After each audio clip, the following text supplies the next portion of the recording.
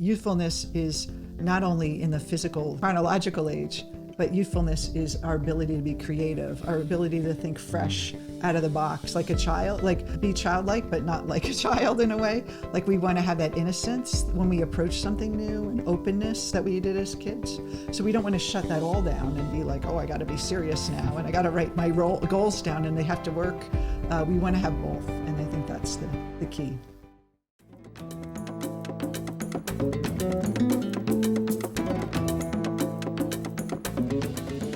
Hello, everyone. Welcome to another episode of Soul Sessions with Creative Mind. I am Debra Berndt Maldonado, and I'm here with Dr. Rob Maldonado, and we are excited to continue our series on the great minds of psychology.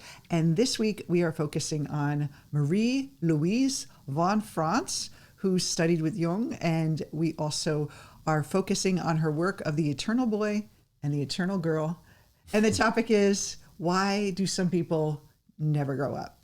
And so before we begin, Rob, we're going to remind everyone to join us by subscribing to our channel and make sure you do not miss another episode. If you're watching us on YouTube and if you're watching or listening to us in one of the podcast services, don't forget to subscribe because we have a great series and you want to make sure you get every one. So let's talk about Marie-Louise. Yes. Tell us about her. She's before we get going, I wanted to just mention and dedicate this podcast to our friends and listeners in Turkey. We know right now you're in the middle of a big transition, so we wish you the best. So Marie-Louise Von Franz, another incredible mind in psychology that her work is still very relevant today. Recently, I just heard Chiron, the publishing company, is about to publish her collected works. Wow, I can't wait to get that. Yes, in hardcover and all this stuff. So those of you that want to geek out with her work, it's an incredible. It's going to be an incredible set of volumes. So she studied with Jung very early on. She met Jung when she was still in high school at 18 and went into analysis with him at 19. A lot of people ask us that do our training, can I work with younger people? Can I work with younger people? Yeah. Do I have to wait till they get to that midlife before we can work with them? But it's never too early to individuate. Well, it's not so much that it's individuation, but it's that it's never too early to learn about the psyche, and that you're creating this persona, and that there is an unconscious mind that is guiding you from the inside. So allowing yourself to access the unconscious and explore yourself and understand why you do the things you do. Yeah. So she was born in January 4th, 1915. This is I guess the World War I is going on at that time, right? So she lived through that early period, and then World War II, of course.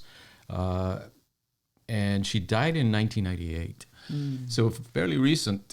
She got to see a lot of the modern world and wrote into the 50s and 60s. So incredible work. Her contributions cover the whole gamut. She did a lot of work on dreams and dream interpretation. And those of you interested in dreams, there's a great interview with her on YouTube. We'll post a link in the link, where she talks about her learning from Jung directly. So you get a sense of how they worked with dreams early on. Alchemy, one of the toughest subjects in Jungian psychology. She did a lot of work on alchemy. And those of you interested in alchemy, keep working on it. It might take a while for you to get it, but it's an important contribution to psychology, especially individuation. How would you, just in a sentence, describe alchemy for people that don't know? I think the big picture is that it shows how the psyche works, that there is this unconscious language speaking to us all. And Jung used his studies to demonstrate that here was a group of people very actively mining that richness of the unconscious mind through what they perceived as this alchemical process, which was for them kind of a way to project their unconscious onto the material world. So would alchemy be that bringing those symbols to consciousness and they're transforming and integrating and transform, like it's a transformation that happens? Yeah, that in the symbolism that emerge from their work, you see the symbols of transformation, precisely what he later calls the individuation process. And for us in our work with dreams, we've seen that those symbols and the series of symbols that kind of mimic or reflect that alchemical process of transformation. Our students that first start our training will often have very similar dreams when they enter, and then we see it class after class after class, like, oh, there's that standing by the ocean dream, or there's that snake, running away from the snake dream. There's all these symbolic dreams that come, and it's just like, oh, they're on the right track. Or right before they sign up, they'll have a dream, and it's indicating it's time. Yeah, absolutely. She also did a lot of work with the feminine principle and kind of elucidating that aspect of the psyche that has been ignored and repressed in Western culture.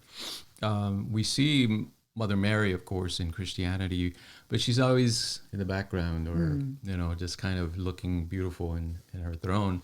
But so more of a passive woman. Yeah, there's not that active kind of worship of the feminine principle in Christianity and in the West in general. So her part of her work was to bring that out a little bit more. And then, of course, the Puer and Puella, the Puer Aeternus and the Puella Eterna, the eternal boy and the eternal girl, the Peter Pan syndrome, some people call it. Yeah, incredible work around that topic.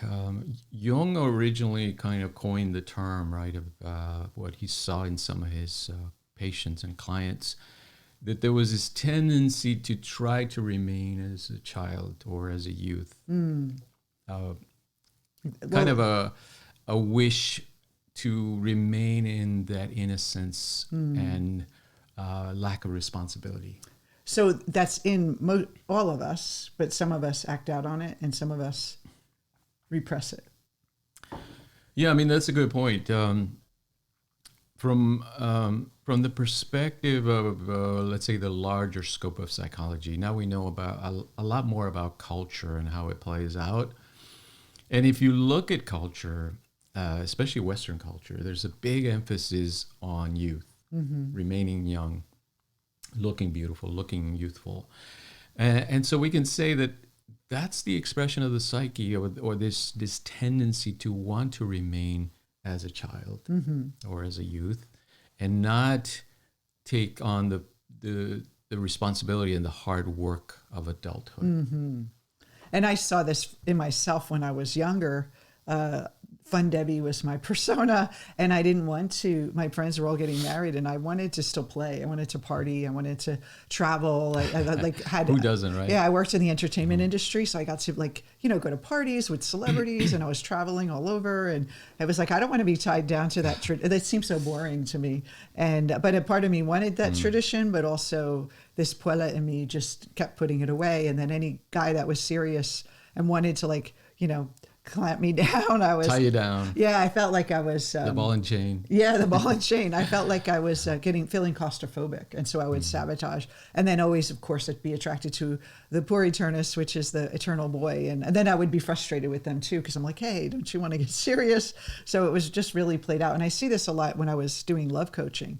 Women wanting to just play, and the fear of being serious with someone, and having to be responsible and feeling like you're going, and a lot of women feel they're going to lose their freedom because they see their mother and the kind of the traps of the committed woman and how, boring that is to not have all the fun. And so we don't want to be that all the time, but we also don't want to be the extreme of that committed person either, that you don't have any fun. You want to let that Puella have her expression as well. Yeah, absolutely. Yeah, so here's a little bit of kind of information on what Jung and Von Franz meant by the eternal boy and the eternal girl.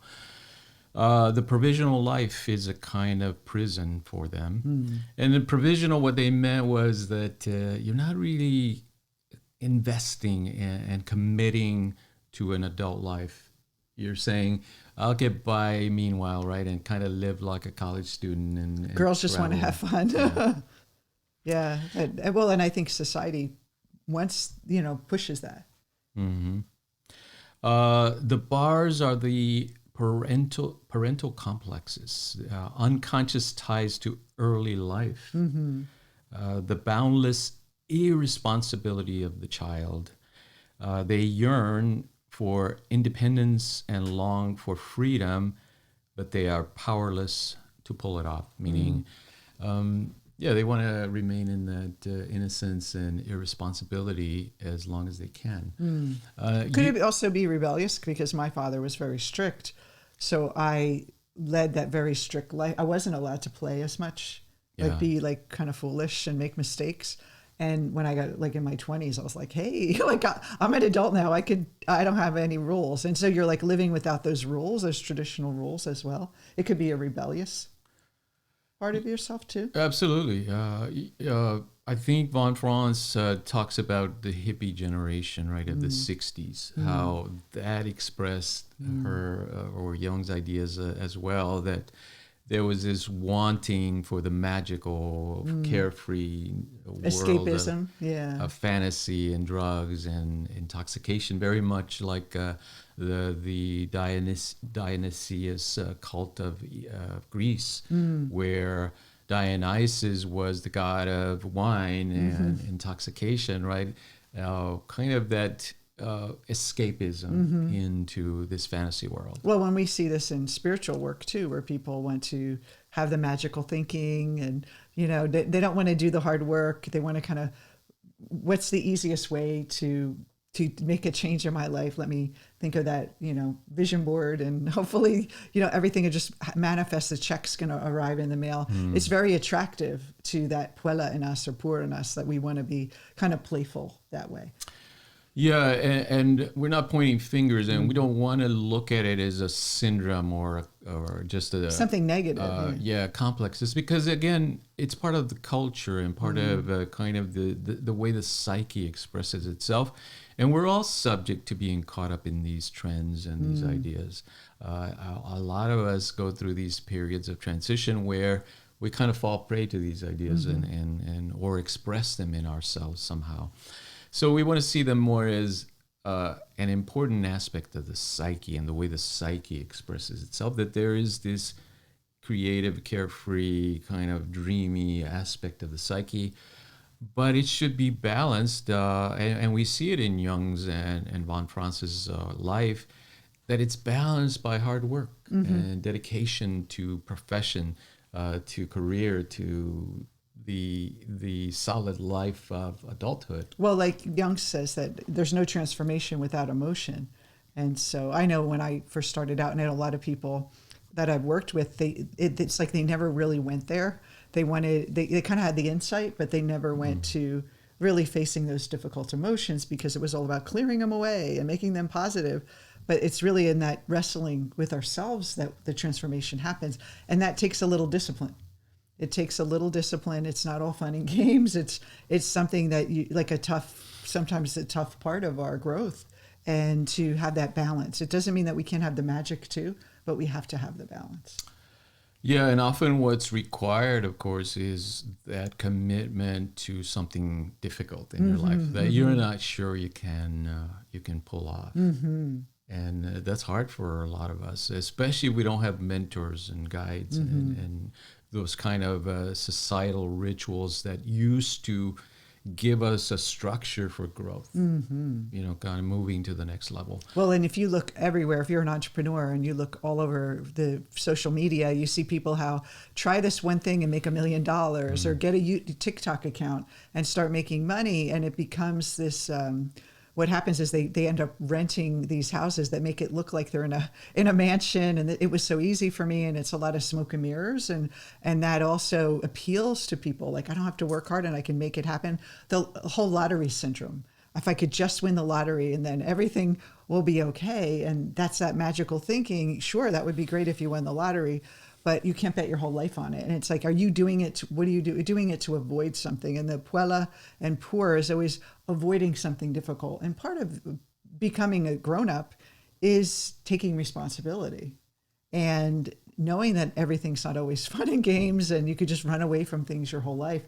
And you see this too with celebrities, right? They have it all, but then they face a difficult thing and none of them, all the money in the world can't help them with this issue. They have to kind of face something difficult. We all suffer. We actually just watched the Michael J. Fox special, Still, and you would look at him and he has the, you know, all the wealth and fame, and he's dealing with this illness. Like none of that money is going to matter. He has to deal with that tough part, and so we all have to deal with tough parts of life, but that's what gives life richness and meaning, not just running away. Like running away with the circus, like you wanted to do, Rob, when you were a kid. Absolutely. I think it's certainly a natural part of, like you say, that rebellious youth phase of our lives, that we have to rebel against the old order, the old king, the parents, and the church and all that. But it's always in Jung's work and in Marie-Louise Von Franz's work, it's the question of balance, that we want to balance these unconscious tendencies with the conscious attempt at maturation, at responsibility, so that we're not lopsided. We're not going one way or the other. We're not being very rigid and just conforming mindlessly. And never having fun. Yeah. Never being creative. And yeah, you see those people that fall into that perfectionism of, I have to do it the way, you know, it's taught in the books, or my professor taught me, or my parents. It becomes very rigid. It becomes a kind of not a very creative way of being. On the other hand, you have creative people that I see that, yeah, they lose themselves in that creativity and in that looseness of life, intoxication and drinking in order to live that bohemian life. There's nothing wrong with it. And then they blow their money. You hear all these like musicians and actors that, you know, they kind of get caught up in the drugs and alcohol and addictions and their own fame. And then they end up blowing all their money and they end up bankrupt. And because there's no like parent, they're not like around. There's no one watching the store. Yeah, so there's a beautiful quote in the I Ching, which Jung kind of loved and embraced as well. It says, unlimited possibilities are not suited to man. If they existed, his life would only dissolve in the boundless. To become strong, a man's life needs the limitations ordained by duty and voluntarily accepted. The individual attains significance as a free spirit only by surrounding himself with these limitations and by determining for himself what his duty is.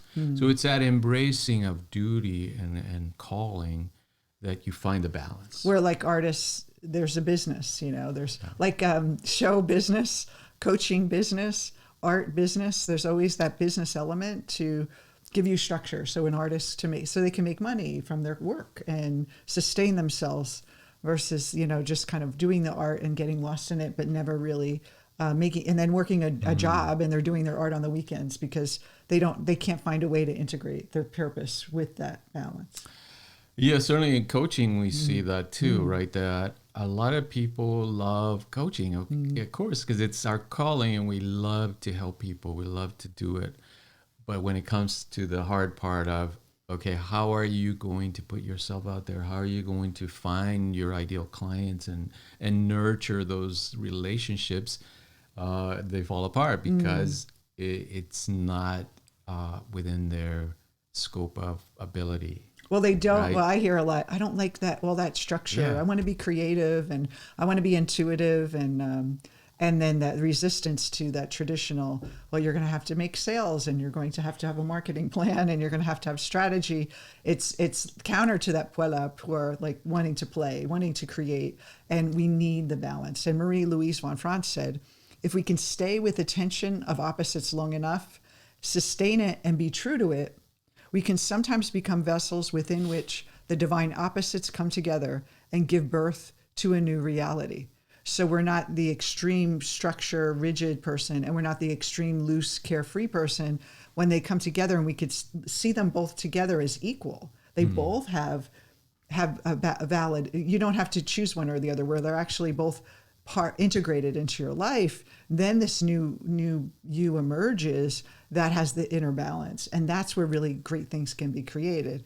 The beautiful film needs a blank screen, that solid blank screen to play the beautiful movie. A book has these beautiful words, but if they don't have the blank pages to write down the words, it needs a template. And so this template of that structure that we have helps us, enables us to express our creative self.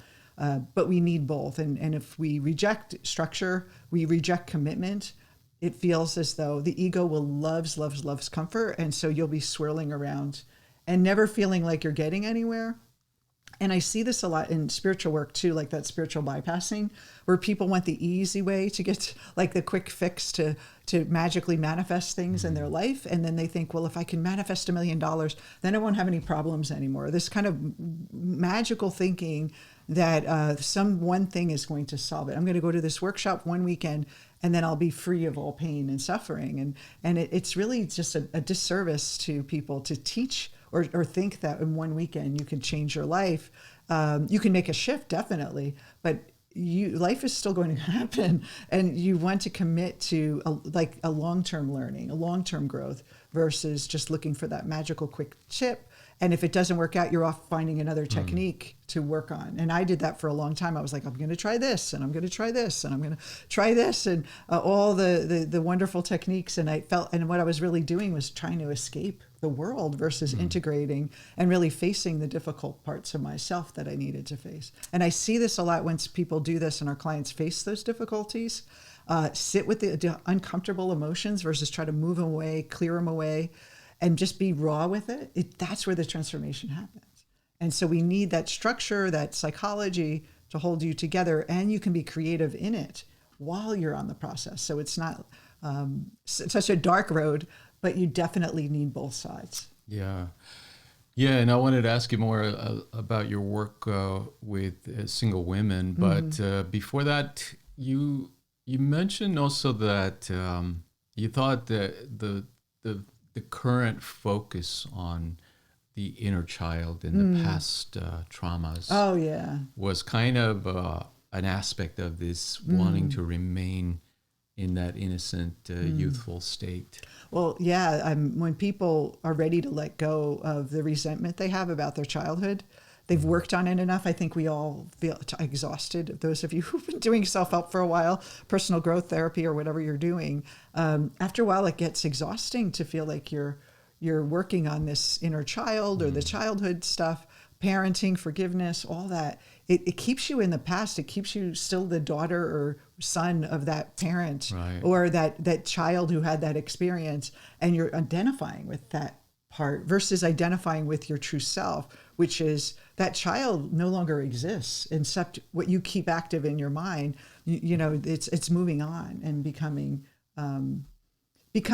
starting looking forward in life. Or you could spend your whole life resentful and regretful. I mean, I finally let it go at 41 or 40, I think I was, when I finally let it go. And I think, wow, all that time kind of and resentful and working, rearranging the furniture and never really getting anywhere. It finally, letting that go finally helped me move forward and have a new life and a new career and a new love, and everything started coming in. Because if you're preoccupied with the pain of the past, I'm not saying that you shouldn't look at that. Of course you do. You don't want to bypass that. But there's enough analysis in it and looking at it and turning it around that after a while, it's like becomes more of a deficit for you than actually a benefit.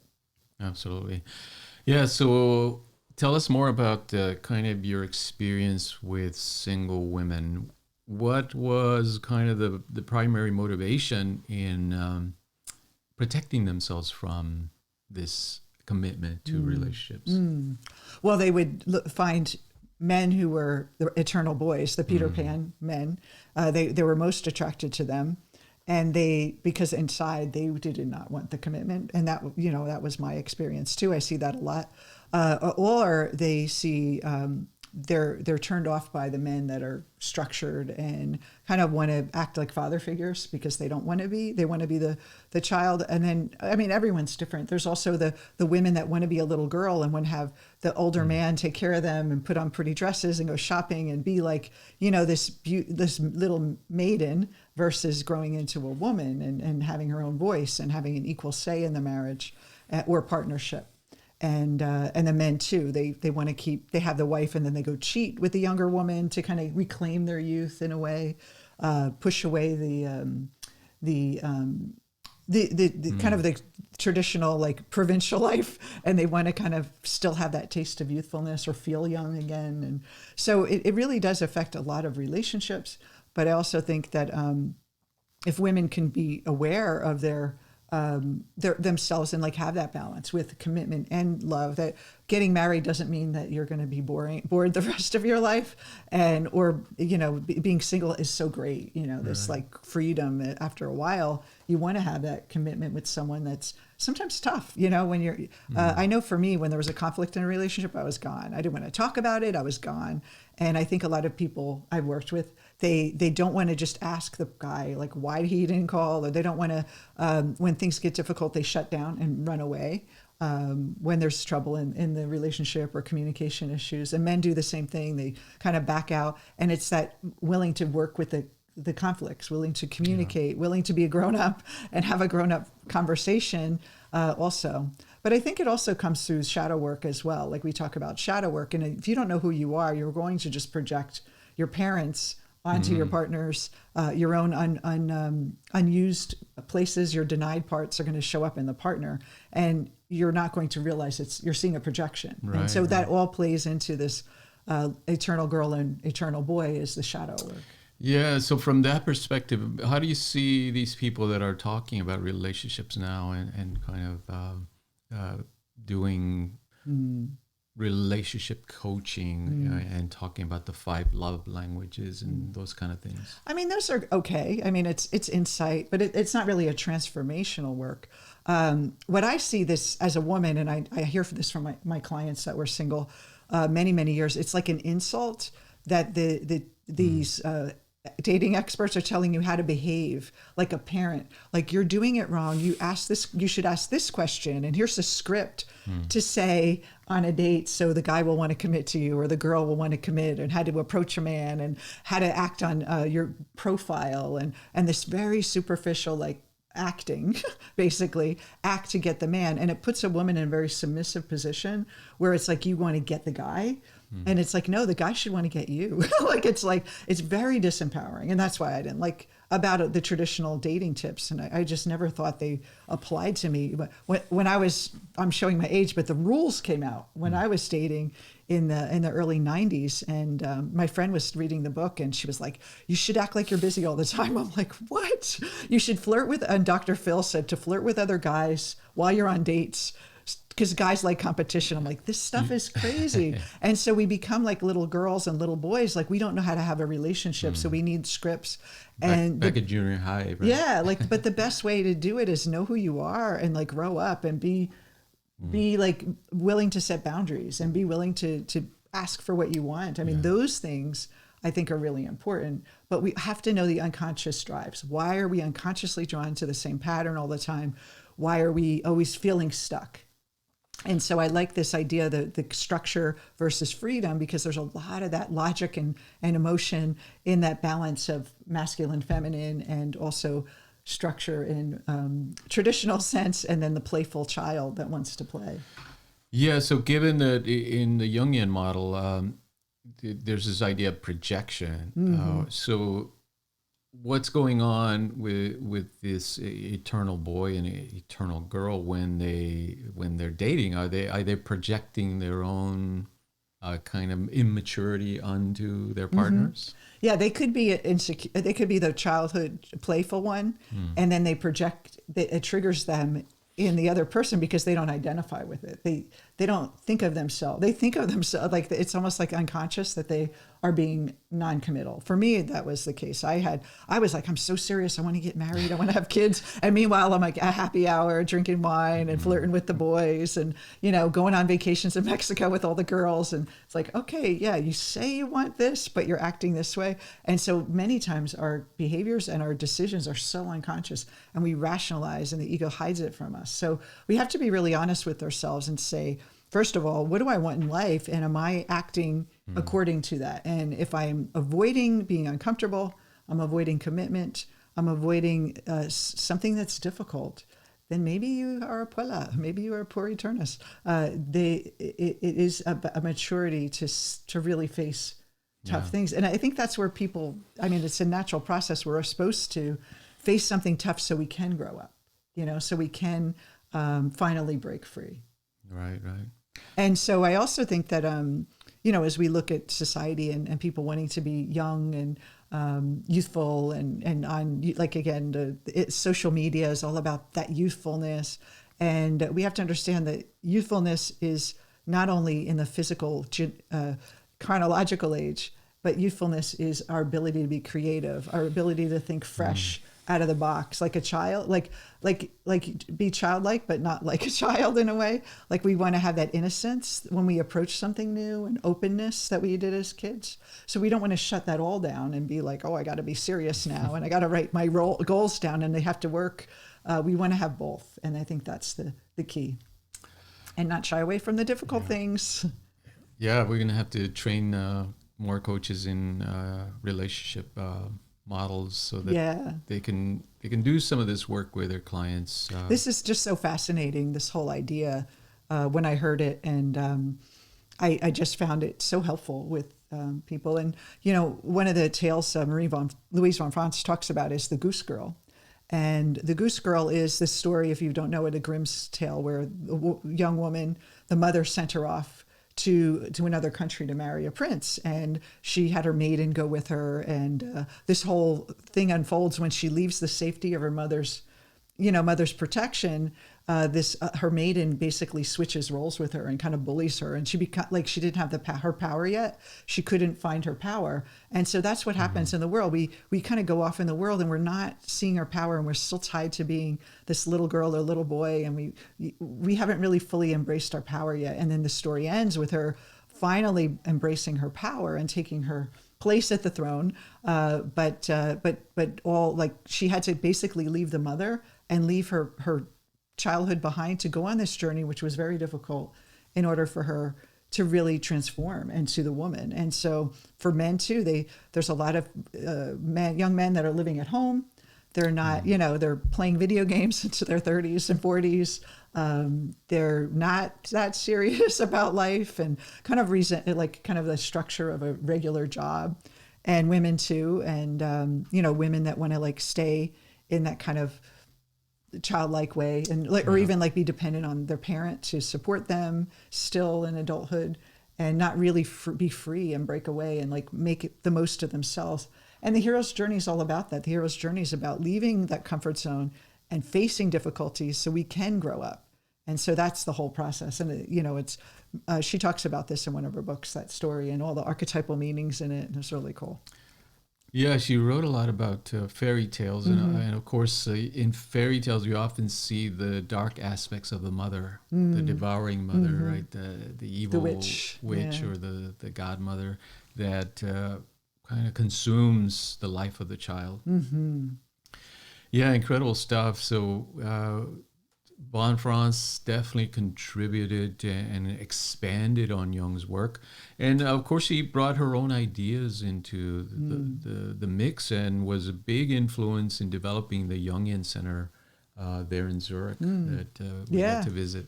That's where I picked up that book. When we were in Zurich, that Jungian Center, I picked up one of her books and read that analogy of that fairy tale. So anyway, this was a great episode to, really wake think about, are you being too playful or not playful enough? Again, it's about balance. There's nothing wrong with being playful. There's nothing wrong with, going on a girls' weekend and being silly for the weekend. But if that's every weekend and your life is just a big party and you're not really living your purpose, it's like kind of a lost life, unless your purpose is to just party and that's it. There has to be some kind of a balance and facing those tough things that make us grow into and become the woman or man we were meant to be. Because we're meant to grow up. We're not meant to remain a child like Peter Pan wanted to forever be a child. Yeah, and again, it's a cultural phenomena as well that the culture kind of puts pressure on us to remain as children in many ways. So we have to be very conscious of this and exert our will to grow up and to face the hard challenges while keeping our creativity and our zest for life. Yes. So if you want to change and you're just waiting for like something magical to just come in, you're probably being a magical child, this Peter Pan or Peter Jane or Jane Pan. I don't know what the female version of it is, the eternal boy and girl. And just ask yourself, where am I not challenging myself in my life? Where can I stretch and do something scary that's going to force me to grow, that will take me to where I need to go? And so what have you been avoiding? What have you been resisting? That's where you should go. Absolutely. So great. Well, we'll see you next week on another episode. We will explore another great mind. I hope you're enjoying this series. Let us know, make a comment below, or share and come to our Facebook group and join us as well. Take care, everyone. Have a wonderful, wonderful week, and we'll see you next week on Soul Sessions.